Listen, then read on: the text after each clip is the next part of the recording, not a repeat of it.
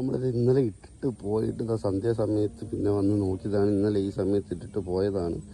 നമ്മളിത് വലിച്ച് കയറ്റി നോക്കിയാണ്. പക്ഷേ എനിക്ക് തോന്നുന്നില്ല ഇതിൽ വല്ലതും കാണുമെന്ന്.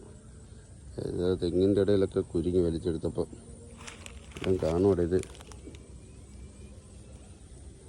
എനിക്ക് തോന്നുന്നില്ല ഇതിൽ വല്ലതും കാണുമെന്ന്.